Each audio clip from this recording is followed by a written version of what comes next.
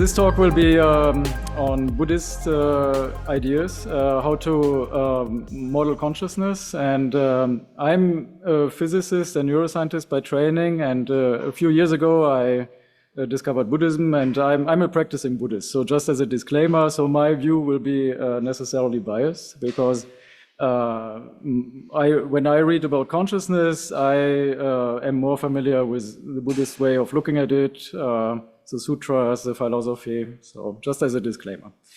So before we delve into it, I wanted to do a little Gedanken experiment. So suppose I were to ask you to image apple in your mind.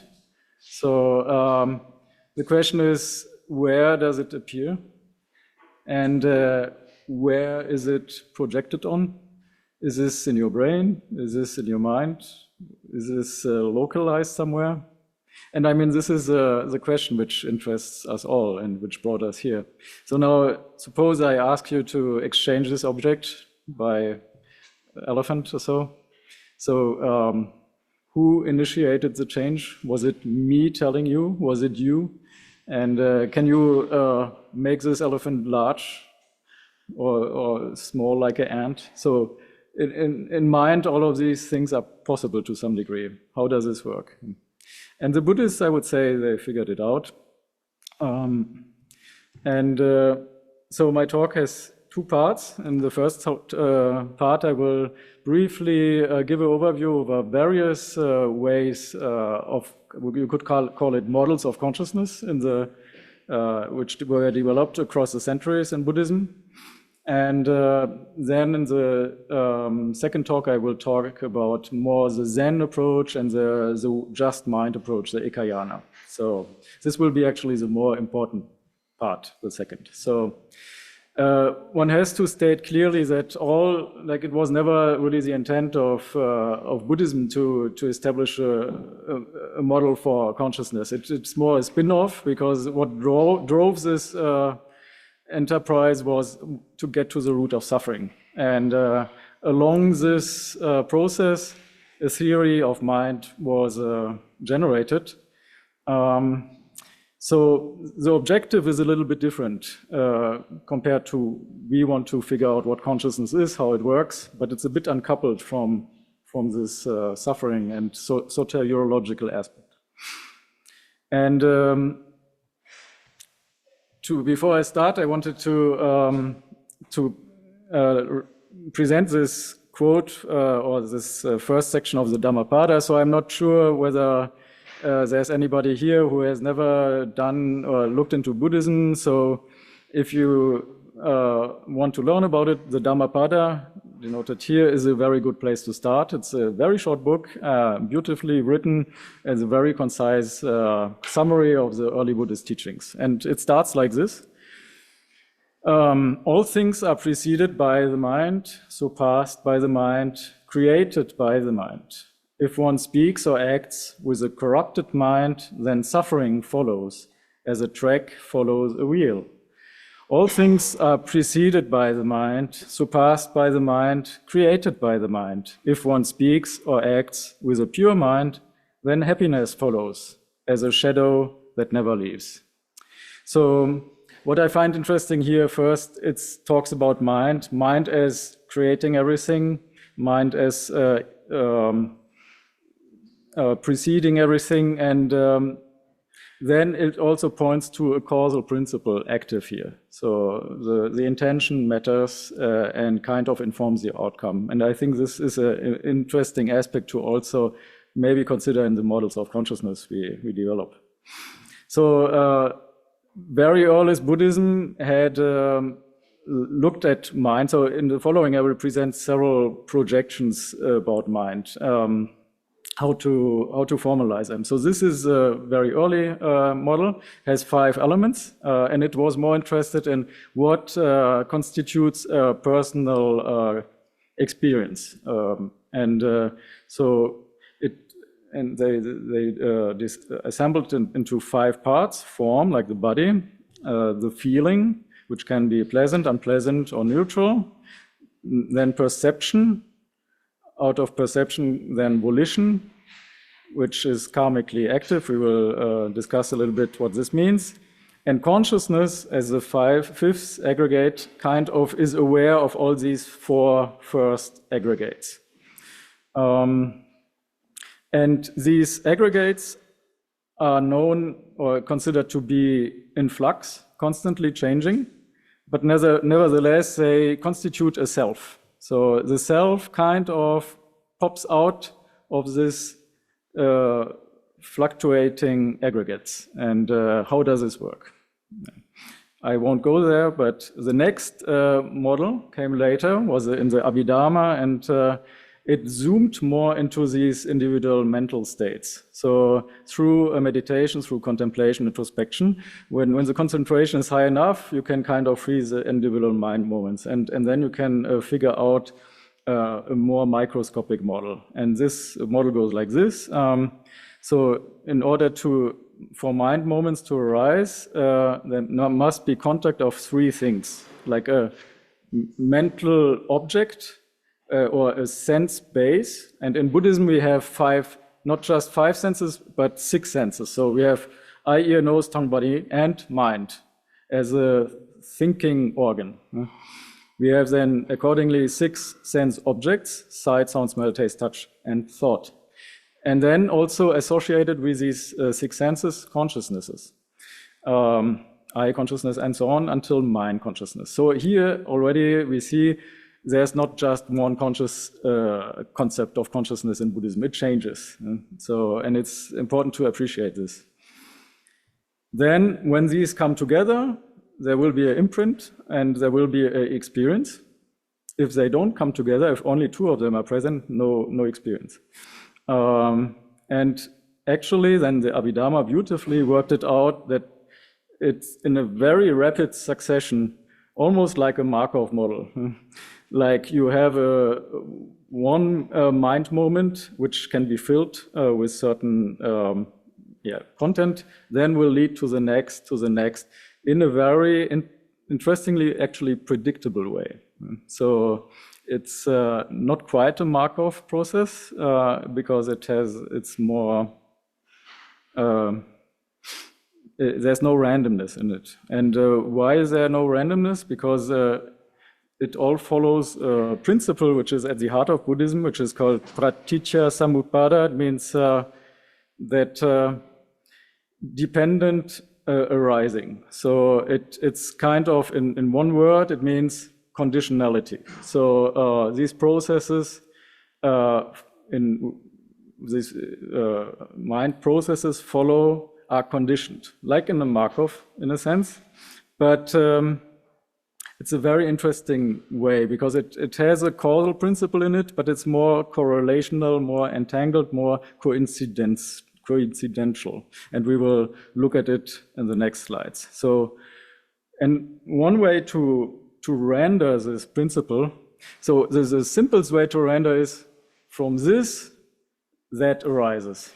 Without this, that doesn't arise. This is the simplest way to represent this conditionality.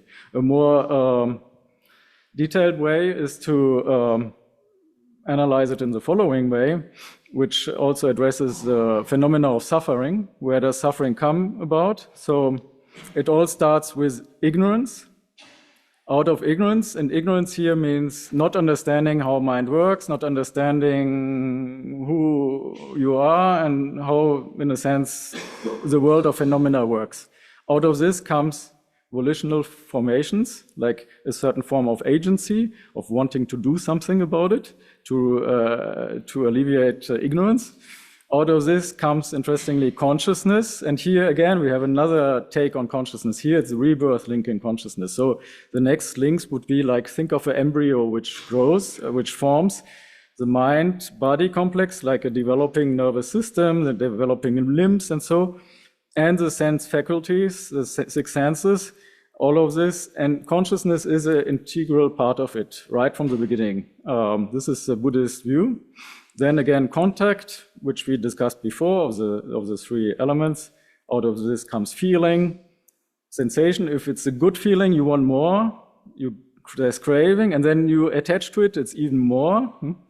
And then comes becoming. birth and aging and death. So in a sense, this touches on other aspects of life and relates it to this fundamental principle. Then usually these 12 links are arranged in a circular way because it's understood. If you haven't figured it out, by the way, by the time this body disassemble, well, you are up and you subscribe just for next round. So of course, also this element works on multiple timescales, and it's all interconnected. It's not like a linear chain. So, but we don't have time to go into this. Another way of looking at this principle of causes and conditions, which I pretty like, and I think it's very useful, is to take this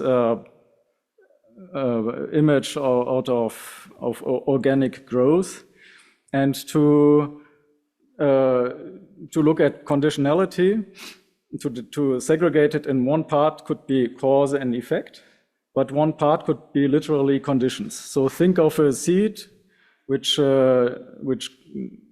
in the earth, and in order to grow, it needs to be watered.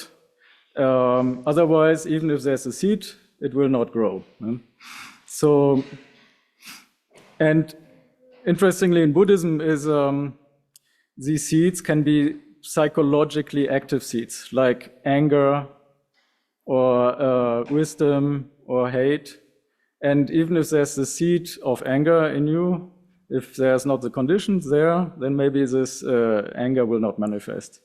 If there's the conditions, then they will manifest. And the manifestation can be separated in time, about considerable amounts, even generations. So, and contrary, knowing about this, one can also uproot seeds. And then one can, even if one would react normally in an angry way, to not do it. And then by this, one would kind of transform not just self, but everyone around. So it's an interesting understanding of how everything belongs together. And it has clearly ethical implications. And out of this comes also a sense for being very mindful about whatever one does in actions of via body, speech, and mind, because it will come back in a sense. Then a school which developed later, which formalized especially this idea of how it works, like with the seeds, is the Yogācāra school, and I will skip it, but if you have time at the end, I'm happy to take questions. And I think it would be interesting to model this mathematically. All of these models which I presented, they describe consciousness as a process. And therefore, it's conditioned. So, and according to Buddhism, whatever is conditioned cannot be the truth, because it depends on something. So what you are really interested in is what is the unconditioned kind of container within which this process unfolds. This is a more 5 minutes left? Okay, good. And it's also in part of the word vijnana, means divided, means dualistic, and jhana would be non-dual knowing.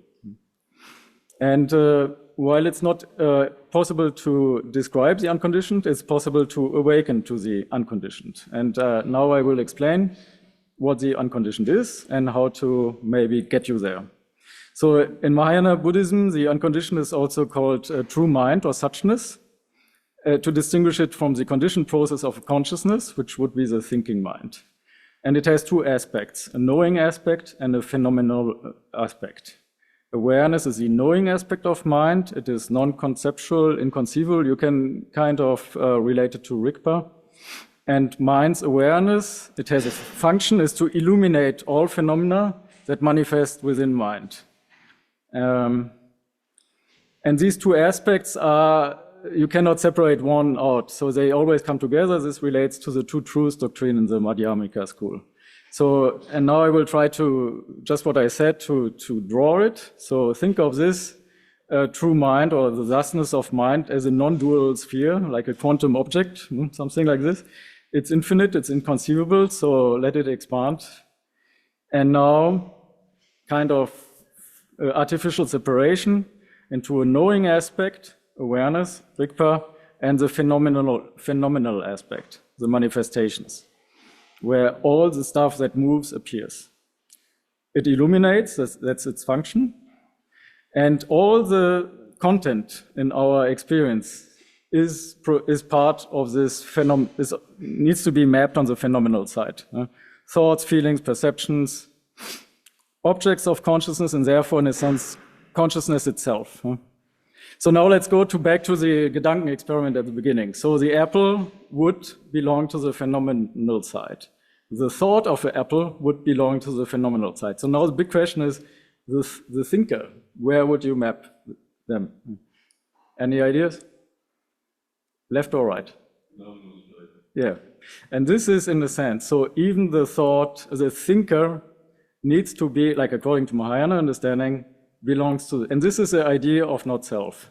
So when you truly embody this, you get the not self right, and otherwise there's still a thinker there and my mind. So in the Mahayana, your mind doesn't truly belong to you. And how much time do I have left? I thought I have more, but okay. So it's important to distinguish between mind and consciousness. So there's one Chan master who makes a nice distinction, so I will let him speak. He says, what we call mind, with a capital M, and consciousness are but two names of the same thing. Sages penetrate consciousness and return to mind. Fools turn mind, the non-dual thing, into consciousness. So what is mind? It is just a name given to the wondrous awareness which functions without any confusion. And what is consciousness? It is a name given to the illusory arising of discrimination from the functioning of wondrous awareness. I mean, this needs to be contemplated, but it says as the moment there's discernment, like discrimination or thinking, it's kind of illusory already. So you are kind of bifurcating into your own virtual reality. And these days, practitioners who discourse in abstruse eloquence mostly hold on to the entity of consciousness without realizing the mind's essence of wondrous awareness. In reality, what we call wondrous awareness is not itself an object to be known. So there's no way to know Rigpa. So any theory of Rigpa will only be an approximation. It needs to be realized. And then this is why the ancients said that a mirror does not reflect itself and a fire does not burn itself. If a mirror reflects itself, it would not be able to mirror other objects. If a fire burns itself, it would not be able to burn other objects. The mind essence is the same. Okay, so I will then skip maybe this part. Just the Zen practice. So how to get there? I mean, all of this is nice words, but the interesting part is how do you get to the point where you realize this? And one way is like the Zen practice. And Zen kind of absorbed all these ideas which came before in the schools, prior schools, and developed a contemplative practice, which is based on 3 principles: no form, no thought, no abiding. And at the heart of the Zen practice is contemplation as opposed to cogitation, thinking. So you always take the mind and you put the attention towards the place before thought. And you systematically do this, and over time, appreciation and realization of the non-dual will come to you in its own time. You cannot will your way to it, and it doesn't take 10 years. So you don't need you can do it, it's said, within 7 days at an intensive Zen retreat. So try it. And the practice is letting go of conceptualization and attachment to thought. So there's nothing wrong with thinking, but the practice is don't attach, don't feed it, because out of thinking comes more proliferation, more fabrication. So you don't want to inject energy into the phenomenal side. You want to always get back to Rigpa. Okay, so instead of trying to figure out what consciousness is by means of thinking, you turn back always back to the mind ground, to that before thought. So you maintain a don't know attitude, and it's important to sit, if you sit with this attitude that it's not you which is meditating, it's just mind looking into mind. Okay, we can skip this. So I've come to the conclusions. So I would say, as scientists, we believe in progress. We believe that in order to get to the root of, to address the problems of the world, we need to increase our understanding, our knowledge. In Buddhism, however, one would say, yeah, but this can be a trap. Not necessarily, but it can. So it depends on how this project is, what motivates the project. Do you see problems outside and now want to fix them? Well, then you are already lost. Do you kind of see them as part of yourself, and because it's all connected within mind, then actually this approach may work out. So it always needs to be guided by, coupled with wisdom, and knowledge doesn't equate to wisdom automatically. So the Buddhist answer, in the sense how to address suffering, is first to realize that the mind you are using is not your mind, it's just mind. You are a manifestation within this mind. So we all sentient beings use the same mind, but it's filtered in different ways. So it's a kind of projections. Whatever we experience is a type of projection filtered by our self-model. And this you can call consciousness. Consciousness isn't the ultimate, mind is. And in principle, we all have access to mind already, but is clouded by our habits, our priming, therefore it's hard to access it unless we engage in a spiritual practice. And then to always remember that whatever happens and appears within, like whatever situation comes up, doesn't come up randomly. There's no randomness. Ultimately, it may appear randomly, it's because of our ignorance. So it's all perfectly manifesting. And then to flip this around and to use it, to help, to transform wherever you are. Yeah, so I could stop here. So on the last slide, I just have presented various models. All of these models, Buddhist models of mind, are taken to be incomplete and should just be maybe useful to guide the practice. So it's similar as in science, where we know all models or some models may be useful, not all. And the Buddha also, in this last quote, told this to his disciples, to use the teachings always as a raft to transcend, and then to discard the raft, but not to attach to the beautiful theories, to the beautiful rafts. So thanks for your attention.